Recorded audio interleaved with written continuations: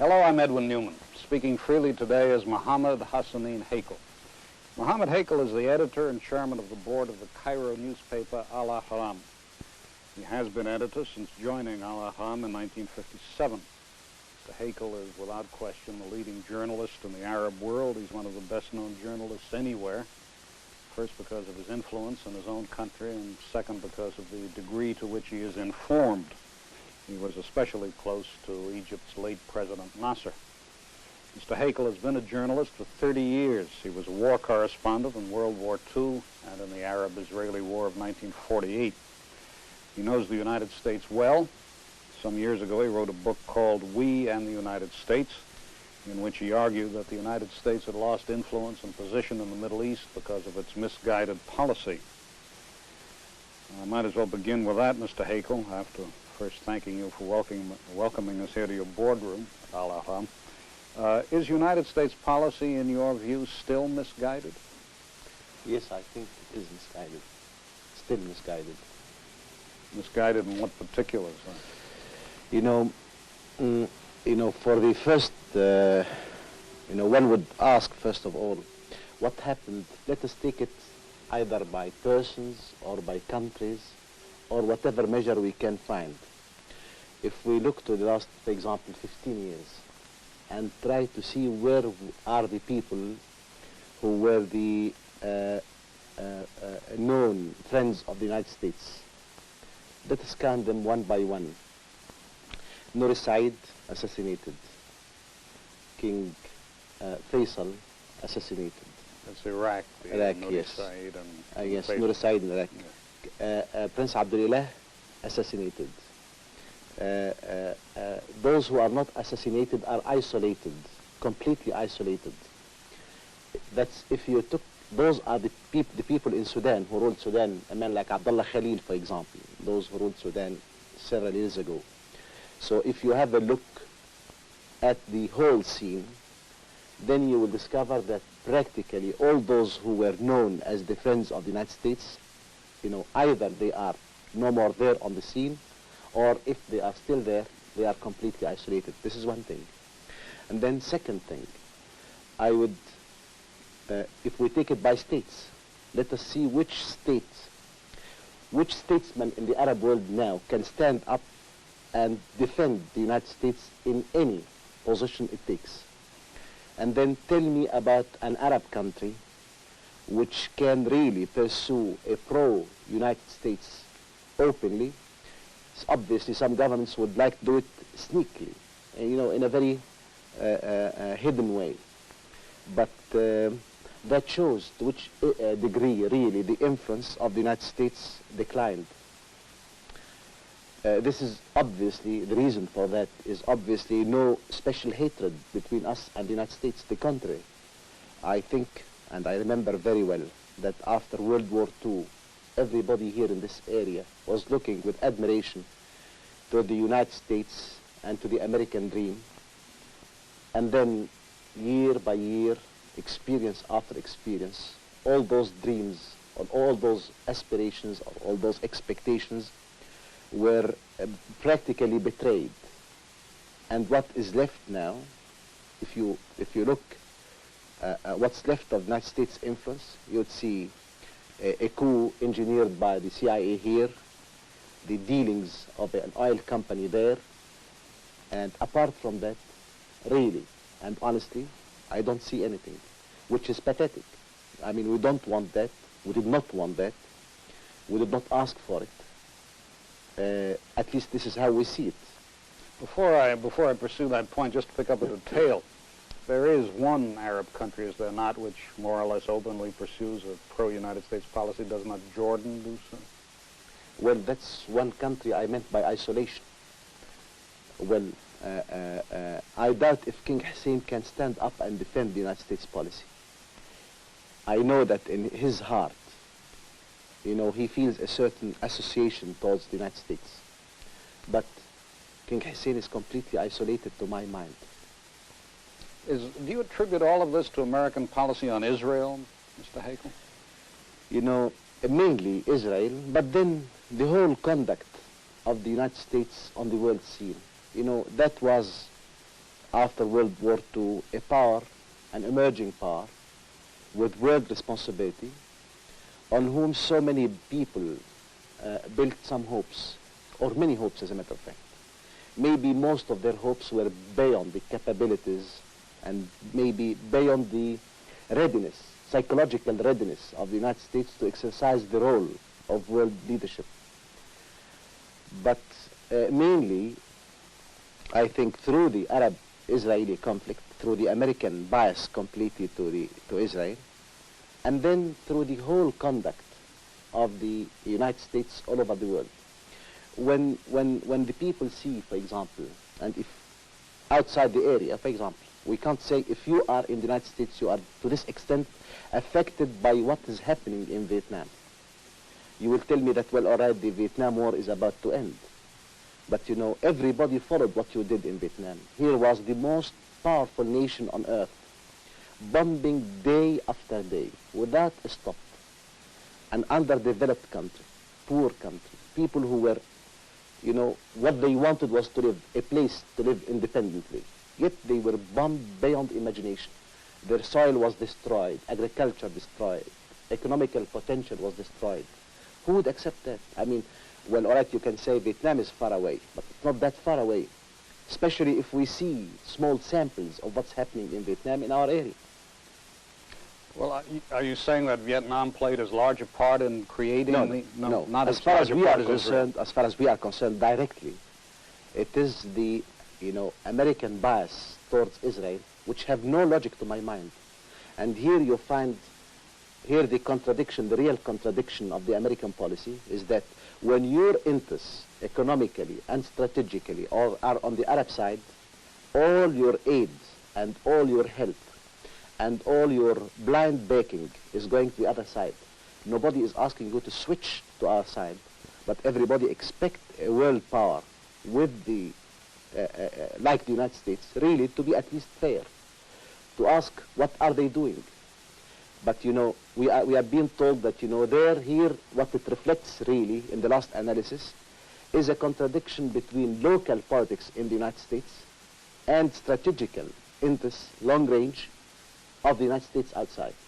And as we see it, the interests, strategical, economical, cultural, every sort of interest is sacrificed for the sake of the pressure groups in the United States, for the electioneering, for I don't know what, and you know, what we hear, and you know, does not, I don't want to be harsh, I don't want to exceed my limits, but what you find at the last end is a power which is completely unaware of its responsibilities, which is completely ready with politicians or leaders, politicians, I wouldn't call them leaders, with politicians ready to sacrifice actual and potential and future interests of their country for votes, I don't know where, in New York State or in Los Angeles. This is the story we have been hearing all the time. Well, do you think that there might be something else involved in it? Do you think that the American attitude toward Israel may have been formed in the first place because of what happened in Germany, and that has at least as large a part in it as the political aspects? You know, I'm sorry, yes, but you know, I wouldn't take this for an argument. Yes. Because I sympathize with the Jews for what they suffered in Germany. But you know, you cannot really take people from concentration camps in Germany and open new concentration camps in the Arab world. The Arab world who never, you know, we never felt, we never practiced anti-Semitism for one simple reason, is that we are ourselves Semitic. So it's very strange that, you know, the German people commit a crime, or the Nazi regime commit a crime, and then we pay for it. Strangely enough, we are obliged to pay in kind, with refugee camps instead of the concentration camps, with occupation of our territory, something which even the Jews never experienced in Germany. The point you're making, I know, is one I've heard before, which is that what was essentially a European problem was solved at the expense of the Arab nations of the Middle East. That, you know, I think you know, it's more complicated than that. Because if we look practically, you know, to the creation of Israel, although obviously, as you know, we accept the Security Council resolution, which means that there is a state of Israel. But if we look at the roots of the problem, you know, the Jews who were suffering anti-Semitism in Eastern Europe, Russia, Tsarist Russia, wanted to migrate originally to Europe, to England, to France, because that was nearer to them. You know, you can't, in the 20th century, come with a religious myth and arm that religious myth and go and make conquest on an idea or a dream or an illusion based 2,000 years ago or more than that, 25 centuries ago. But then you come with that myth armed, and then you come and invade and you know, create an upheaval in an area which was pursuing its development peacefully. But anyhow, returning back to the subject, I think that the Jews, rich Jewish families in France, in England, in even Germany, those who were, they were annoyed all the time with the exodus of Jews coming from from Russia and from Eastern Europe, and they were creating to them problems. If you remember even what pushed a family like the Rothschild family to finance the first Zionist settlements in Israel was the fact that they do not want those immigrant Jews to go to England because they are going to raise the anti-Semitic feelings in England. So instead of getting them to England, where they will create problems for them, they export that contradiction to, under that dream, under that myth, they export it to the Middle East. And when we remember the discussions which even happened during the first Zionist Congress, Palestine was not the first suggestion. Uganda was suggested. Tanganyika was suggested. But then, you know, with the, you know, after all, you know, it was, a myth was necessary, so it was Palestine. All right? They came to Palestine, and then the situation was aggravated by the Nazi rule, and then we found ourselves at the end paying the price. Well, all right. They came and we accepted the partition plan of the United Nations. But now they don't only insist of a homeland for the Jews in Palestine, no. They insist on taking all Palestine. And then, more than that, not only all Palestine, but parts of Arab territory. If we take this, for example, concerning Egypt, you know, Egypt, Sinai, for example, is not a contested area. It was never contested. It's not the Alsace and Lorraine, for example. It's not the Otherness line. It's not the Sudet. You know, that is the most clearly defined borders in history. It's the first nation state in history. But then now, right now, you will find, for example, Mrs. Mayer asking President Sadat, let's make love and not make peace, not to make war. Well, all right. Let's negotiate. Well, all right. Let's negotiate. But then, Gaza is not negotiable. The Golan Heights is not negotiable. Jerusalem is not negotiable. Sharm el-Sheikh is not negotiable. A strip leading from Eilat to Sharm el-Sheikh is not negotiable. What does this mean? So it means not only a homeland for the Jews in Palestine, does not only mean the whole of Palestine, but now we are faced with, again, parts of Arab territory, Egypt, Syria, Lebanon tomorrow, Jordan now, and then after tomorrow, God knows where it's going to stop. Well, if we started talking about United States policy, and obviously what you're leading up to, Mr. Heykel, is that the United States should change its policy and do what it can to oblige Israel to withdraw from the territories it occupies. You know, I want two things. I want two things, and to my mind, they will lead to everything. One thing is that the United States would base its policy in the Middle East according to its interests. One. Second is that the United States should pursue its policy in the Middle East, as everywhere, according to a certain law of justice. You cannot base a policy of a world power just on the bombings, on the phantoms, on the skyhawks, on the rockets, because this is short-lived. President Nixon, when he started his first term, he sent Governor Scranton here to Cairo. And he said that he sent him on a fact-finding mission. And Scranton said at that time that, you know, he thought that the United States should pursue an even-handed policy. All right, everybody welcome that. Practically, Scranton was buried. His report was never heard of. His mission was aborted and finished. That's all. Because he said an even-handed policy. Finished. Mr. Heykel, is it conceivable that a country, the United States or any other country, could pursue a policy not evidently in its own economic and strategic interests out of what might be called idealism, or if you prefer the word emotionalism? No.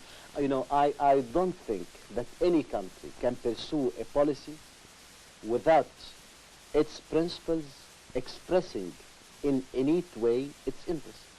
And that's why what I'm asking the United States to do. The United States now, and more in the future, will be depending on Middle East oil. All right. The United States needs this area because this area is strategically located in the middle of the world. Well, the peoples of this area, they are there, they have got a long civilization, their friendship, their enmity means something. If they are weak now, they are not going to be weak tomorrow.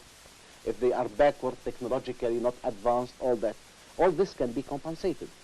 But one day there will be either one nation or several states in this area powerful enough whose friendship means something. So if I take it from an economical point of view, if I take it from a strategical point of view, if I take it from a political point of view, I mean, what I want to say is that the United States, the interest of the United States is to be friendly or to have friendly relations. Nobody asks the United States to base its friendly relations against a principle. If they think, well, all right, that they have got a moral obligation to Israel, although I question that moral obligation, yet I'm ready to accept it. But what is the limit of that moral obligation? Does the limit of that moral obligation have an end, or it does not have an end? I mean, are you going to back the existence of Israel and the security of Israel, or the conquests of Israel? What you are doing now is that you are not only protecting the conquest of Israel, but you are encouraging Israel to expand more and more. And then what's this going to lead to? Mr. Heykel, if I understand correctly, the plain implication of what you're saying is that the outlook in the Middle East for peace is very, very poor. Very dim. Very dim. Very dim. And that's with the compliments of the United States. I don't want to be unfair, but, you know, really, why should Israel make peace? You know, if we take what President Nixon gave, you know, one of the leaflets of the campaign, election campaign, proved with figures that the military aid which the Nixon administration gave to Israel in the last 4 years, is 7 times the size of military aid it took from all the administrations which were elected in the United States from 1948 till 1968, which is very strange. And that happens when Israel is occupying Arab territory, when Israel is defying the United Nations, practically the whole of the world society, whatever, whatnot. Mr. Heykel, you've set out what you think the United States is up to in the Middle East and why you think it is wrong to be doing what it's doing. What is the Soviet Union doing in the Middle East, and particularly in Egypt? Well, all right. I'm talking frankly and I'm talking fairly. The Soviet Union obviously saw that there is a nationalist movement growing in this area. And they saw that the future in this area is for this nationalist movement. And this is a correct analysis of history to my mind. What they tried is that they tried to be friendly to the people in that area. One can imagine that obviously, as every other power, they have got their own dreams, they have got their own plans, they have got their own designs. And part of those dreams, plans, and designs, we can agree with them. and then in others we disagree. So they were with us, for example, in Suez. They were with us when we faced so many difficulties. They were with us in economical development. They were with us with some military aids. But then we have our differences, because obviously as a world power they have got their own design. So there is an area in which we can agree, there is an area in which we disagree. And when we agreed with them when agreement was in our interest, and we disagreed when we found something to disagree with. Well, there was this, to a lot of us, somewhat mysterious occurrence when the Soviet technicians and soldiers and airmen and so on were expelled from Egypt, or asked to leave, whatever phrase should be used. And then it appears that they've been coming back.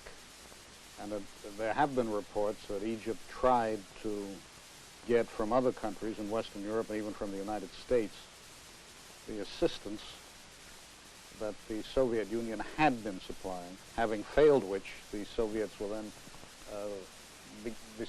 began to come back. Now, is that what happened at all? There is this question is loaded with so many things. First of all, the Soviet experts were not expelled, but their mission was terminated. And that it was a decision taken by President Sadat. And he can explain it better than anybody. I wrote in public, and that to this I stand, that maybe I was puzzled about the timing, maybe I was puzzled about the way by which they went out, but anyhow they went out. They came for a certain mission, and from the point of view of President Sadat, the whole atmosphere of detente made that mission exhaust itself. Second, about what you said, is that we did not go to the United States for help or to any other people for help, and then we failed. I think it would be quite naive if we went to the United States. It would be very strange, really, if the United States is giving Israel phantoms and giving us phantoms. So any of us who would think of going to the United States would be just crazy, because there is no logic in that. So we did not go to the United States. I'll just say, if I may, parenthetically, I'll remain you of India and Pakistan, but that's perhaps another matter. No, that was a shift. That was a difference. Still, they fought, both of them, with the United States weapons, so far. Not exactly. I don't think the Indians fought with the United States weapons. Not exactly. No, they had some. Perhaps they didn't use them. There's some old British things. But I think they fought with Russian arms, and the Pakistani fought with some Soviet arms, with some American arms, added to it some Soviet arms given to them by the Chinese. But that's a different setup. Well, perhaps it's a side issue. But I assure you that we did not go to the United States for any help concerning arms or military assistance, things for which we deal with the Russians. And then Western Europe, I don't think anything happened in Western Europe. France, for example, have a deal with Libya, and it's going on. Apart from that, I don't think we ever thought, or we ever dreamt, or we even tried, to make Western Europe compensate for what we may lose if we lost anything with the Soviet Union. Europe, till now, none of the big states of Europe can compensate the role of a superpower, still. And all of Europe is still a political expression. It's not a political reality. Added to that, then something which you mentioned about the return of, to my knowledge, and I think I know more or less what's happening in Egypt, I don't think anybody returned.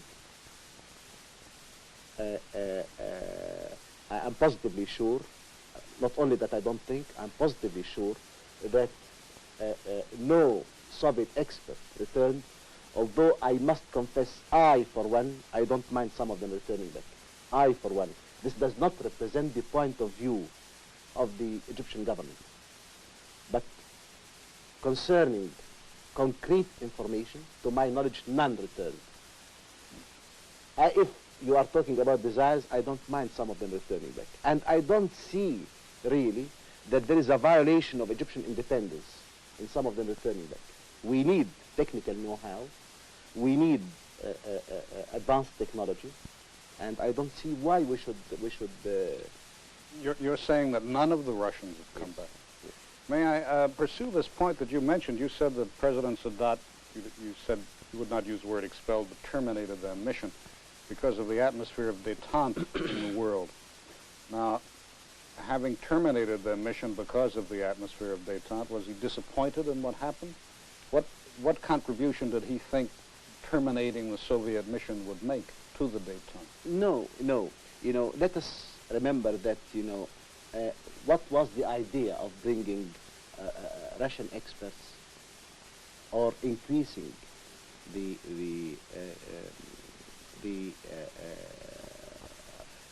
Russian presence here?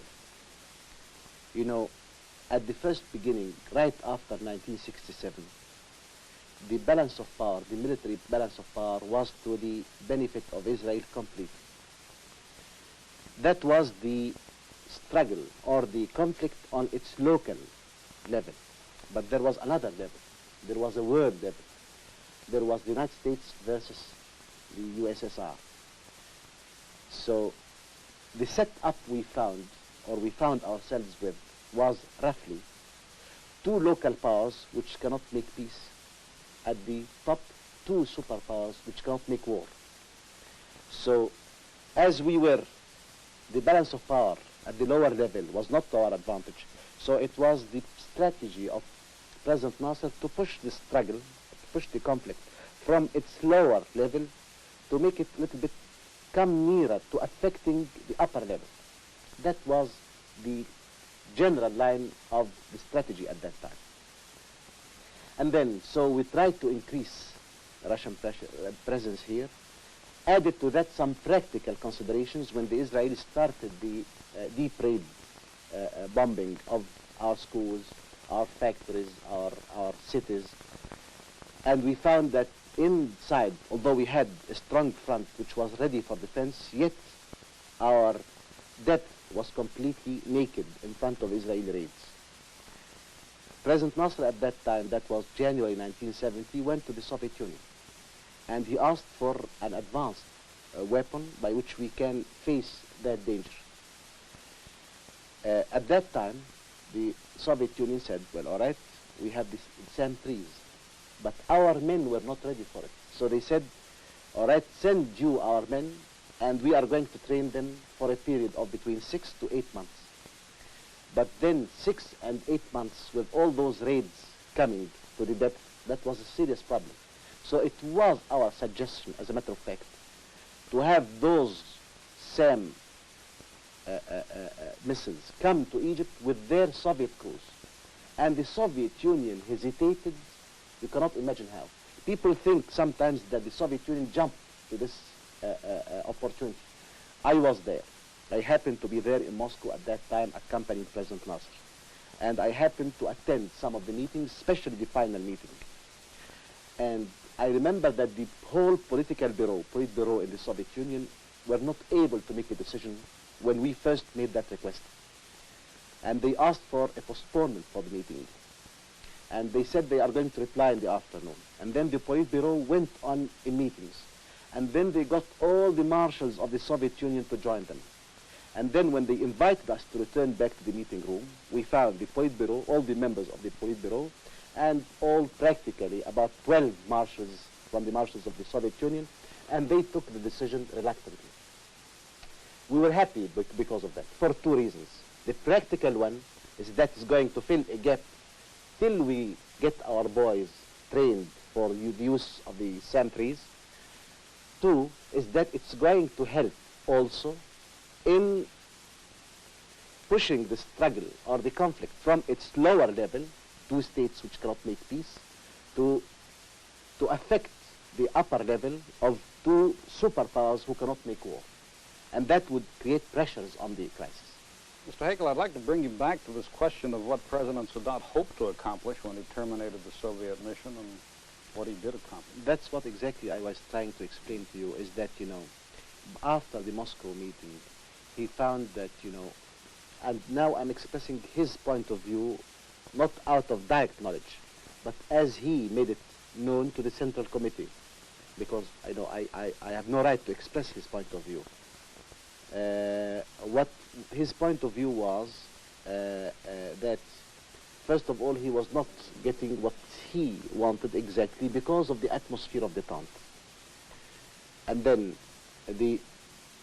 with the atmosphere of detente, more than the atmosphere of detente, with the plans for detente, he felt that his position is the only position left out from the legacies of the Cold War. Tension between these two superpowers, which is no more tension. I mean, all the reasons of tension were taken away by all what happened before Moscow was sealed in Moscow, and then he found that there is room for confrontation between the two superpowers, which is never going to happen. So he felt that the Soviet presence this way was a burden on his maneuverability and not an asset. And that differs from the situation of 1970. So he thought that, he would get a freedom of maneuverability and a freedom of action by this. Well, the Egyptian Prime Minister, Mr. Sitki, said not long ago that Egypt was ready for war and had supplied her army with everything it needed. What was the significance of that? It's very difficult for me really to explain or to elaborate on things which other people say. But I presume that Dr. Sitki, the Prime Minister of Egypt, is in a position to know. But I don't know exactly what he knows, but definitely he is in a better position with his responsibility, political responsibility, constitutional responsibility, to express his point of view, and he made it in a pledge in front of the Parliament. So he must have something to back what he said.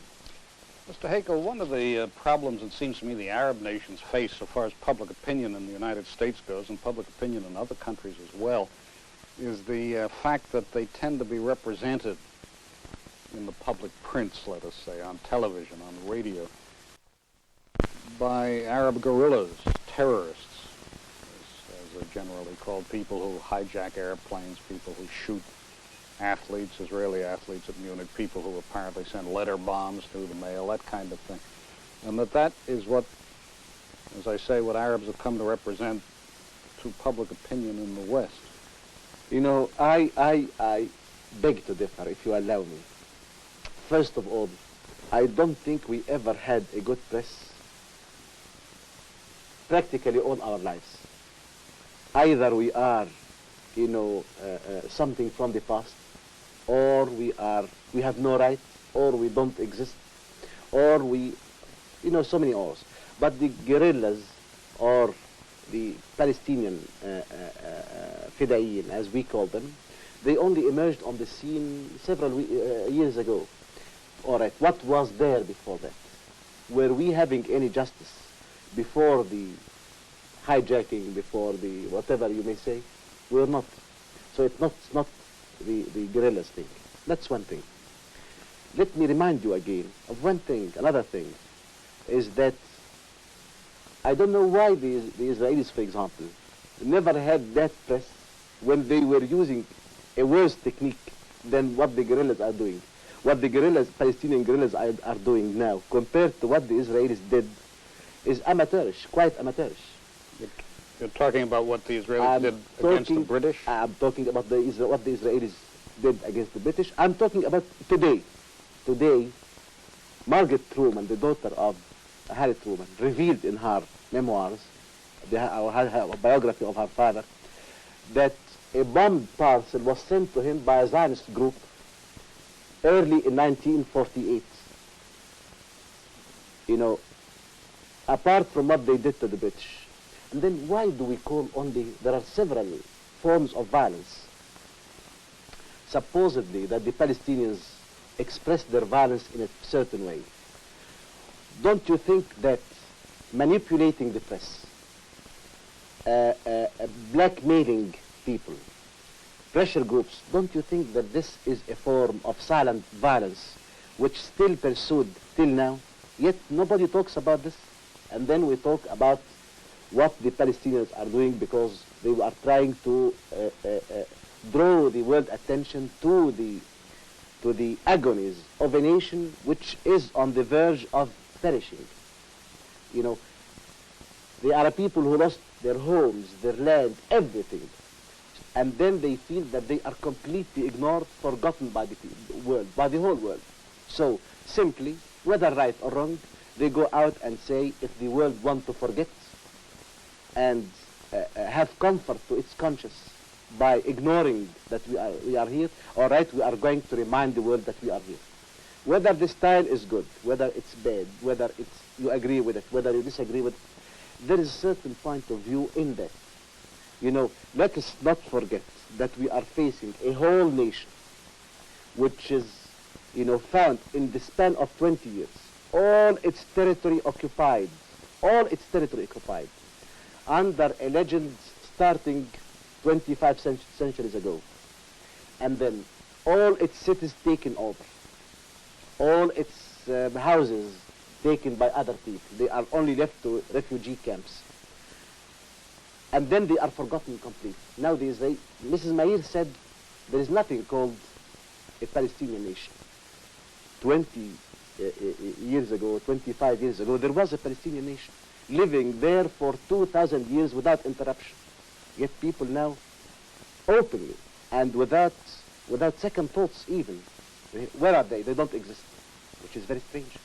So when those people come out to express themselves in a way which we know would shock the conscience of people who want to live comfortably and who don't want to hear about, you know, problems, and all right, what's you know, I wholly agree that nobody have got the right to interrupt, for example, world communications. I wholly agree with that. I understand the concern in the world, and my personal concern. You know, I use planes and I don't want to be hijacked. Well, but let's remember that the Palestinians are not the only people who are hijacking planes. Yet they are the terrorists. They are, you know, I was in Munich when that happened. I left Munich, as a matter of fact, the day before, went to Rome. And I was shocked about the reaction. Well, all right, what happened, I'm not ready to defend it. But what I'm asking for is that, what I asked for at that time is that for some people to sit down and try to ask themselves why. Why those people went and did what they did. Because this is important. You can't even take a normal criminal, an ordinary criminal, put him to court, sentence him to death, without a lawyer explaining to the court and to the people outside why that man was pushed to do what he did. Why was he pushed to that desperate situation in which he acted in a desperate way. But obviously, I remember one day I was going to see Signor Medici, the foreign minister of Italy. Entering to his room, I passed by the antechamber, and I found a copy of the Corriere della Sera with the headline, Terrorismo Arabo. So I went to the office of the minister and said, you know, Mr. Minister, this is not Terrorismo Arabo. This generalization, you are branding a whole nation, condemning a whole nation, which should not happen this way. And obviously he said, you know, the press and all that. But that was the tendency, to brand all the Arabs, not Palestinians, not Palestinian commandos, not people who are desperate. No. It was taken, it was exploited with a perfect technique to mobilize the whole world against all the Arabs. And then what's this going to lead to? Mr. Heykel, one of the arguments the Israelis make in connection with this is that, of course, many of these guerrillas, terrorists, whatever, come from the refugee camps. And one of the arguments the Israelis make in connection with this is that the refugee camps have deliberately been maintained rather than allowing the refugees to be absorbed into other Arab countries. And they say further that they have taken more Jews from Arab countries than there were refugees who existed as a result of the 1948 war. That goes even against the basic conception of Zionism. If the Zionists refuse to be assimilated in advanced societies like England, the United States, France, and all that, and they say no assimilation, even if there is assimilation, assimilation should be on the basis of dual citizenship. Yet they come to the people who were there in their country several years ago and they don't exist. Simply, it's not the matter of the problem of the refugees to be taken and settled somewhere else. Those people feel they have got a right in a certain land and they want to be back to it. And they refuse to be assimilated. They refuse to be resettled. If the Jews consider it a crime to be assimilated in New York, and they consider, for example, that the first loyalty of a Jew, that's the idea of Zionism. I'm not talking about the Jews generally, because there are Jews who refuse that, and they are for assimilation. And they think a Jew in Britain is a British citizen. You cannot, in this time, have nationalism mixed with religion. So if the idea of Zionism is against the assimilation of Jews in advanced society in which they were living for hundreds of years, then the Palestinians who were there in their homeland, who can still see their houses from their camps as refugees, some of them, for example, in Gaza, can look and see his own house there. And yet you tell him, no, finished, you are not going to go there. Go and resettle somewhere else in the Arab world, in Sudan or in Iraq. Or it's even against, it contradicts sharply with the basic conceptions of the Zionists themselves. What is to happen to these people, Mr. Heykel? Some of them have been there for a quarter of a century. You know, I don't see that there is a solution for this problem without a Palestinian state, without a Palestinian homeland. There is no solution, no other solution. You know, the Israelis can obstruct, they can delay, but I think they are playing against history. They are playing completely against history, and to my mind, they are committing a tragic mistake to themselves, because one would have only to look at the balance of power in this area. And I'm not looking at the balance of power from the military point of view, because this is temporary. This can end tomorrow, can end after 5 years, it can change. But here you have got 100 million Arabs in this area with vast resources. They are rich. They are in the process of being educated. They can industrialize. They can acquire technological know-how. And there, on the other side, there is till now 3 million Jews. They can be 5 million in, say, 10 years. By that time, will be 150 or 120 million Arabs. So, what's going to happen in 20 years? What's going to happen in 30 years? Even with all the might of the United States, I don't think they can solve this problem. They cannot, simply cannot.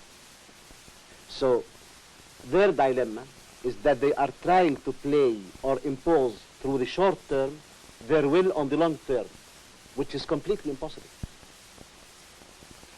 It's been remarked, Mr. Heykel, that the people who live in the lands occupied by the Israelis seem quite docile about it and tend to accept, for example, on the west bank of the Jordan, tend to accept the Israeli occupation, that they've been tied in to some extent to the Israeli economy, that the standard of living has gone up, and that there really are no very prominent signs of unhappiness with the situation. No, I don't.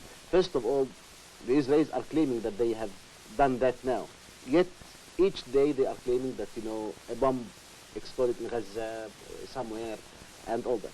But, I don't think this is right, because history is not freezed at a certain moment. Well, all right, these Palestinians were surprised by what happened. And then they feel that they alone cannot cope with that situation. And they are waiting for Arab resistance, forces of Arab resistance to gather around them and to give them backing. As if you have said, for example, that France was very happy in Vichy under the Germans, under the Nazis.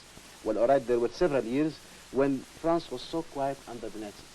But then when the forces were gathered, European forces and Allied forces were gathered, the French stood up and they started resistance. And I think the same thing will happen. Mr. Heykel, I said at the outset that you were very close to Colonel Nasser, President Nasser. I'm glad you corrected. I should say president. He is president, no? Yes. Well, we sometimes used to say General de Gaulle even after he became all right. President de Gaulle, or General Eisenhower. We also said all that. right. After he left, you used to say President Eisenhower. But anyhow. In fact, I noticed there's a portrait of him here in your boardroom. Yes. What do you think he left to the Arab people? He certainly was the greatest Arab leader of the century. Yeah. What was his legacy? What remains? To my mind, he left two things, two very important things. First of all, he left the idea of Arab unity. He did not create the idea of Arab unity, but he left the possibility of the dream of Arab unity, that it is feasible. He proved that it is feasible. And he brought Egypt finally and irrevocably to its place within the Arab nation. This is one thing. Second thing is that I think he linked Egypt and the Arab nation together with the ideas and the ideals of the modern world. Social justice, industrialization, all that. Before Nasser, I think the Arabs were, in a state of fragmentation. Now they are in a state of ferment towards unity. The process of ferment started already towards unity, which to my mind is going to be achieved. Second thing is that the Arab world, which was a feudal society completely, is now full-fledged going towards industrialization, redistribution of wealth, breaking all that feudal system, for example, in Egypt. This is not, and then creating the sense of independence and the desire for independence and the will to defend independence. So two main things, as I said. Egypt and the Arab world together, the Arab nation, the dream and the possibility, and then the link with the modern world instead of all that feudal outlook or past look to the looking always to past.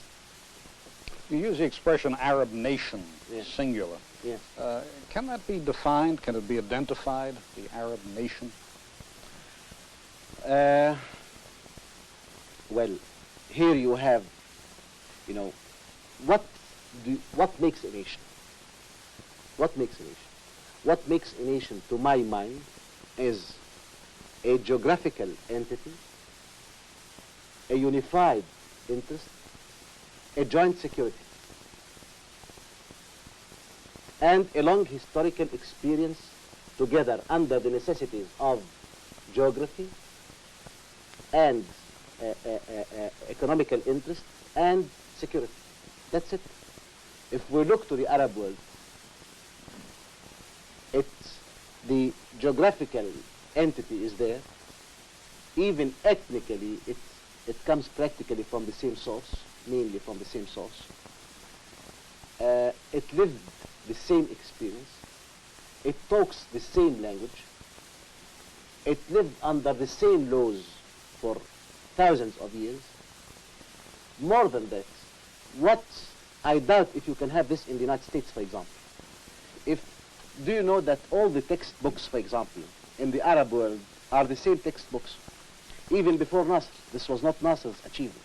That means that if you take a boy in a certain class in Iraq at a certain day and take him and parachute him at the same class, same day in Casablanca, he would fit right away. Would that be true of history textbooks as well? Practically everything, with the exception of socialism, because some Arab countries adopt more or less a more progressive concept towards, social development, and some other Arab countries, prefer to concentrate on purely and, narrow religious old. Well, I suppose that's really the reason I asked you whether there is such a thing as an Arab nation, because there do appear to be very great differences. In fact, if it doesn't sound cynical, the main difference among Arab nations appears to be between those that have oil and those that do not. That's a class struggle. Yeah. A class struggle there is a class struggle in the United States, you cannot deny that. There is a class struggle in England. There is a class struggle in France. A class struggle you can have within the same society. It does not deny. The contrary, I think it confirms the existence of an Arab nation, because why should that trouble be between the haves and the have-nots? What do they care? If they are completely isolated, they don't have anything to do with each other. But the fact that there is a class struggle inside the Arab countries means that there is a certain bond between them all. What about Colonel Gaddafi of Libya, who inevitably is attracting a good deal of attention? King Hussein accused him of being behind a recent attempt to overthrow his regime, which is not a very brotherly thing to do if he did it. That kind of thing within the Arab nation. No. First of all, I differ with you. Yes. I question what King Hussein said. All this we know. But within the context of a social struggle and political struggle in one nation, you must expect, well, you can't say, for example, even although when a revolution comes within one nation, you can't say this is unbrotherly, because somebody, a civil war in the United States was not a very brotherly thing, yet it happened. A civil war in France, in England, wherever you want. Social ferment. Adjustment for the future. We cannot, if we talk about brotherly things, then we are going to return again to the logic of the tribe and freeze the whole social struggle. Mr. Heykel, I'd like to change the subject rather radically. We don't have very much time left. We're here in your boardroom, and the board table is enormous. And as I understand it, when you have board meetings, you have the labor unions on the newspaper sit in. What part do they play? Do they have membership on the board? First of all, this newspaper is a cooperative. It's cooperative ownership. And all the members of the board are elected. We own this newspaper. Nobody owns it. I mean, the people who work in this, every member of this board is elected. So, by the employees? By the employees here, who constitute the General Assembly of the newspaper. And then the labor union, we don't feel by this way that we have got a contradiction between capital and labor, because I'm not a capitalist. I don't own anything in the newspaper apart from the 7 shares I am allowed by the law of the cooperative, which amounts to £700. And I have got here, we have got 3,000 people at least owning the same shares like me. And they elect me, they elect the other members of the board. So I don't feel that we are capitalists versus labor. So when we have major decisions concerning the newspaper, and we discuss it, although more of us are elected from either the employees, editors, or the workers, we prefer also to have the labor union with us, so that they would be in the know of what we are doing exactly. What about editorial policy? How is that determined?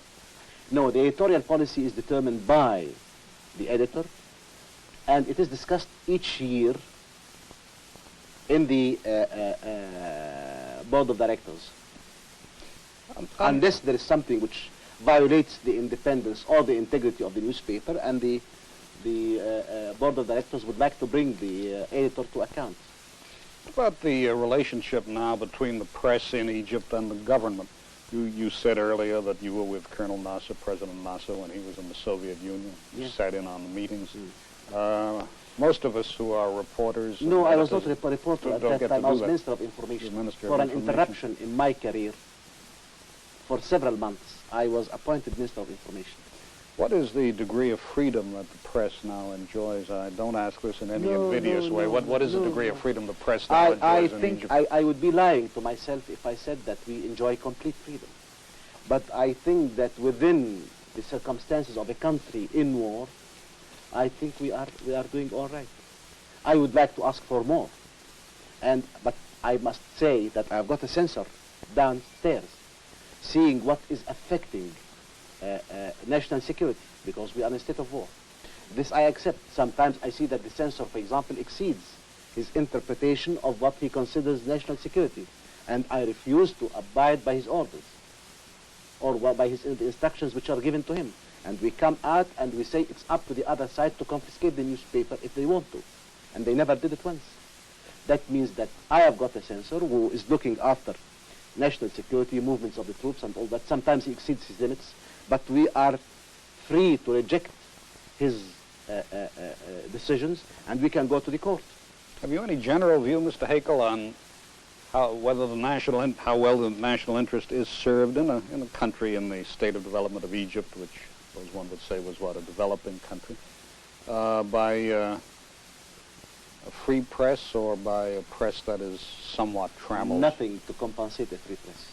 Nothing to compensate a free press. But you know, I must accept when the country is in war, which you accepted, which everybody accepted, which till now in England is being practiced in the D-notes, even after, without the war, I must accept certain limits to my freedom, which I always try to challenge, and I always try to broaden. But, you know, there are times when you are obliged to accept things which are basically against all what you believe in, but you feel that this is a national necessity. You've used the expression "a country at war." You regard Egypt then as being at war because 1/7 of Egypt is occupied. So what a country at war more than that? The prospect for peace then, Mr. Hekel, we only have about a minute and a half left. The prospect for peace seems to you to be pretty dim, and yet some people have interpreted some things you've written recently as suggesting that some kind of settlement should be sought rather than a military. I wish they tell me what. I don't say that the military way is the only way, but I say that there is the political way with the use of military power when necessary is the way. But I would not say it's only it's not only a military confrontation. It's more than that. What I'm trying to say is that, you know, the confrontation which we are having with the Israelis is not only a military confrontation. It's a wider front than that. The military aspects come within that, come within a big, broad front. But I don't think that I ruled out at all, and I don't think I will rule the possibility of the use of force. Otherwise, the Israelis, and I don't think, frankly speaking, I don't think that the Israelis are going to leave those positions occupied in our territory before they are forced to. The most important thing is to prepare the whole general political atmosphere where the exercise of military power would be most effective. Thank you very much, Mr. Hekel. Mohammed Hekel has been speaking freely. Edwin Newman, NBC News.